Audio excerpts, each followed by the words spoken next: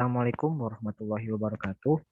Perkenalkan, kami dari kelompok 3 Antropologi Lingkungan, kelas F, akan mempresentasikan hasil kelompok kami, yakni dengan judul Degradasi Alam di Yogyakarta.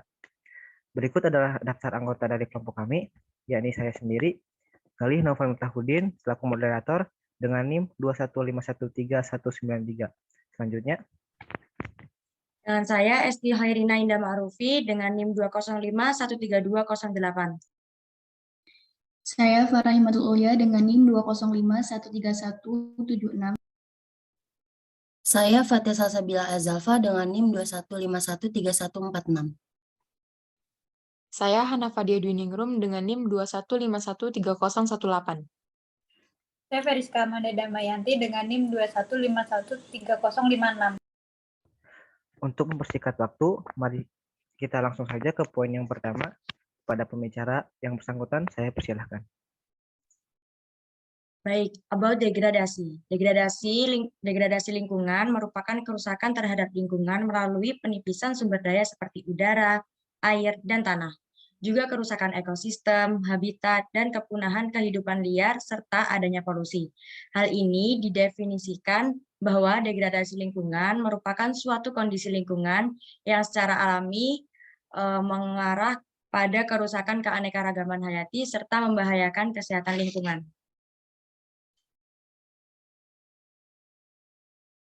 Tipe degradasi sendiri ada dua. Yang pertama disebabkan alam dan yang kedua disebabkan oleh manusia.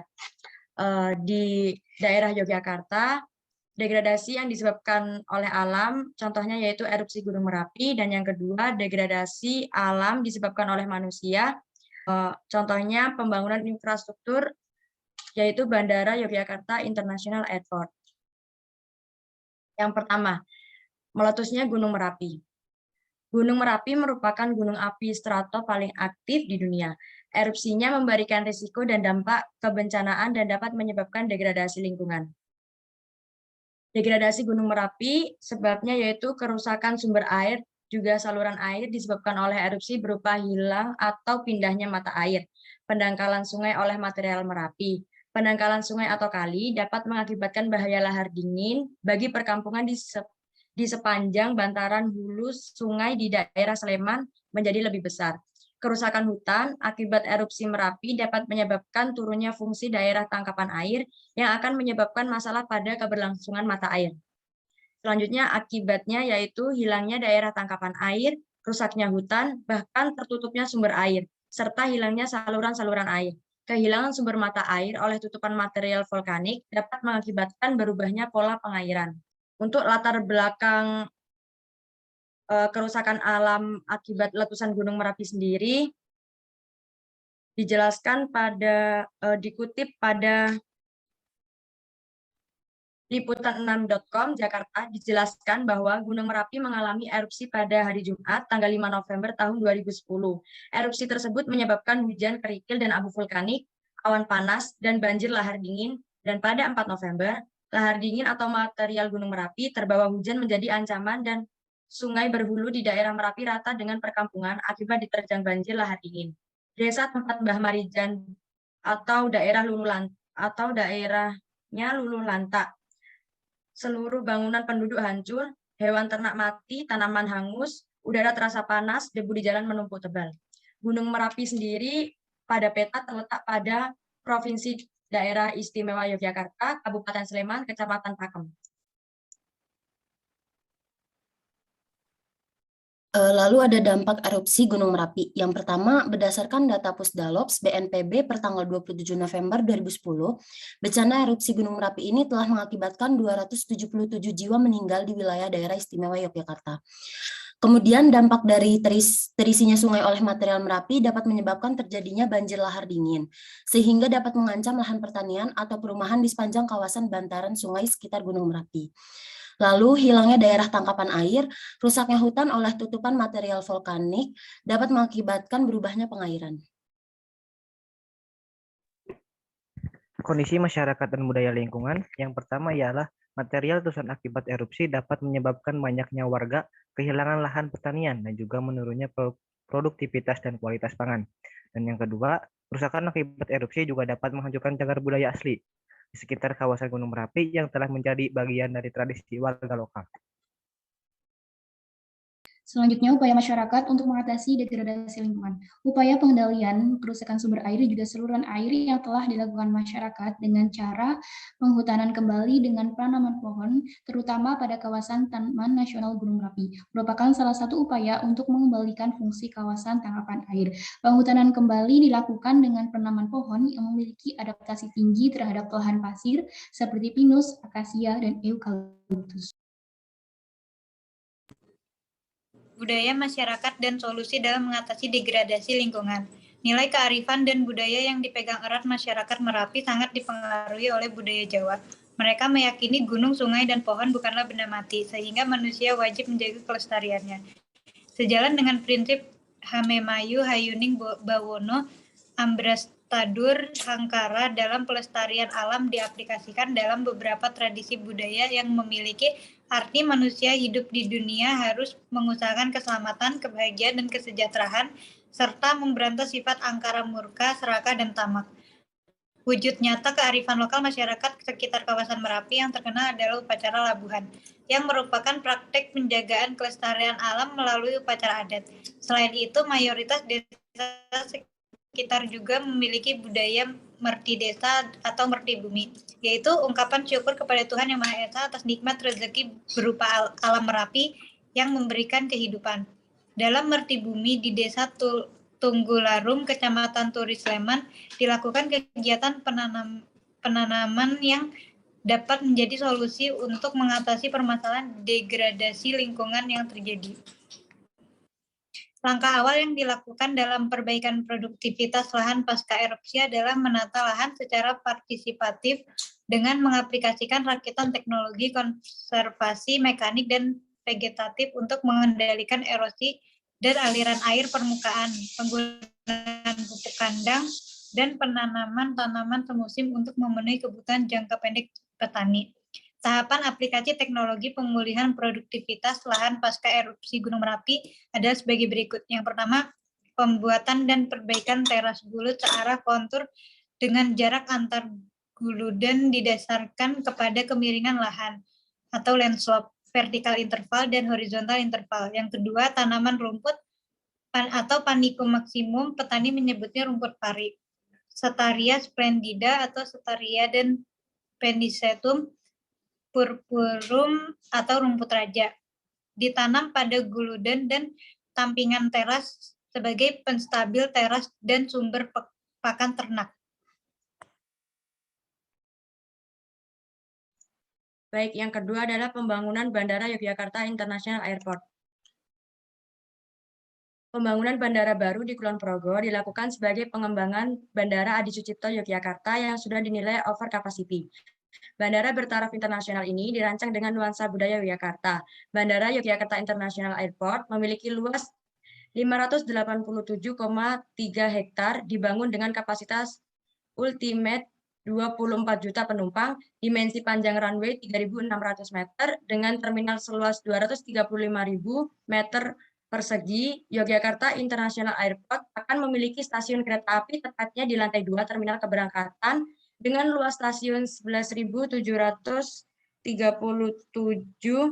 meter persegi, dilengkapi dengan lahan parkir kendaraan dengan kapasitas 18.727 kendaraan. Selanjutnya, ketidakseimbangan daya dukung dan daya tampung. Yang pertama, menetapkan baku mutu. Luas wilayah di Kulon Progo mencapai nilai 586,3 km persegi, dan jumlah populasi yang tinggal di wilayah Kulon Progo mencapai 442.838 jiwa. Kajian lingkungan hidupnya, dari data yang didapat, keseimbangan antara jumlah penduduk dengan luas wilayah bisa dikatakan tidak seimbang, di mana jumlah penduduk hampir mendekati angka luas wilayah, di mana bisa dikatakan overload penduduk. Dari jumlah penduduk yang berada di Kulon Progo, maka limbah yang dihasilkan dari wilayah tersebut sangat banyak. AMDAL, kepadatan penduduk dapat menyebabkan berbagai masalah lingkungan yang berpengaruh terhadap kualitas hidup masyarakat, seperti pendidikan, kesehatan, pendapatan, dan pekerjaan. Banyaknya penduduk bisa menghasilkan banyaknya limbah yang kurang baik bagi kesehatan. Contohnya, seperti di masa pandemi ini, banyak orang menggunakan masker dan tidak mengelolanya dengan baik, sehingga masker yang terbuat dari polipropilen memerlukan ratusan tahun agar dapat terurai, bahkan dapat menyebabkan pencemaran air.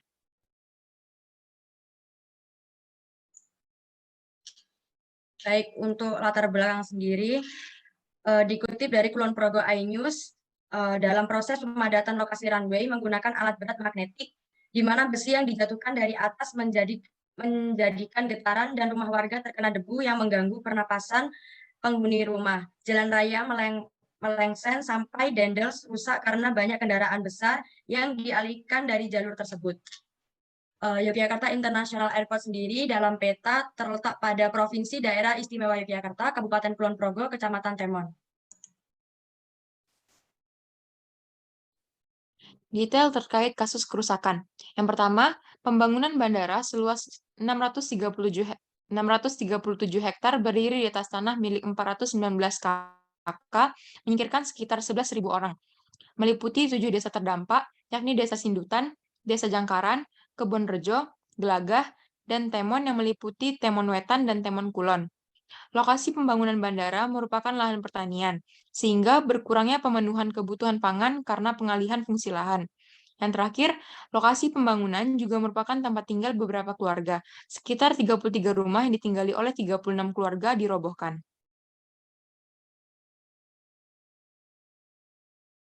Baik, selanjutnya ada dampak pembangunan bandara YIA. Yang pertama, masyarakat yang mata pencariannya sebagai petani harus menyesuaikan diri dan mencari mata pencarian baru. Lalu masyarakat susah mencari lahan pertanian atau perkebunan baru di wilayah lain sehingga sulit untuk memenuhi kebutuhan sehari-hari, walaupun sudah mendapat ganti rugi. Selanjutnya, pembangunan bandara juga menjadikan jalan raya Melangsen sampai Dendles rusak parah karena banyak kendaraan besar yang dialihkan melalui jalur tersebut. Dan banyak rumah warga yang temboknya retak-retak akibat proses pemadatan lokasi runway yang menggunakan alat berat magnetik. Dan juga terjadinya kepadatan wilayah di daerah Kulon Progo. Selanjutnya, kondisi masyarakat dan budaya lingkungan. Yang pertama adalah pembangunan bandara baru di DIY telah mengubah interaksi sosial di antara komunitas masyarakat, hingga munculnya konflik horizontal termasuk ke dalam lingkup keluarga. Warga perdesaan yang tadinya saling gotong royong menjadi sangat berjarak, dan hilangnya budaya saling membantu apabila terjadi musibah. Dan yang kedua, hilangnya mata pencaharian serta lahan tani bagi warga dan para pekerja pertanian, serta menurunnya produktivitas dan kualitas pangan yang diakibatkan oleh polusi udara. Yang ketiga, pembangunan udara baru bisa menghancurkan cagar budaya asli yang telah menjadi bagian dari tradisi warga lokal, antara lain Stupa Gelagah, Arca Perunggu, Amuk Hasidi, dan Pajaprani, dan yang lainnya.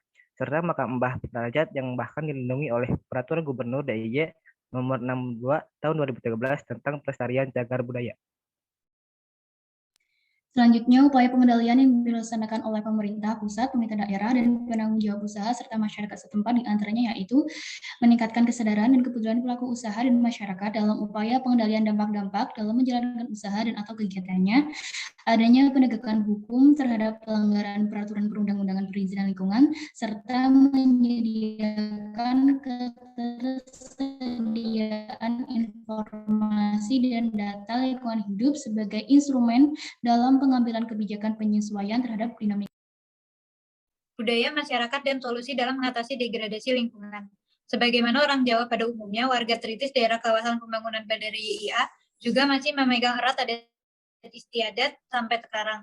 Warga menggelar nyadran tiap Syakban dan rutin membersihkan mata air dan sungai di dusun karena menganggap sebagai sumber penghidupan warga. Karenanya setiap setahun sekali berlangsung nyadran dan bersih dusun.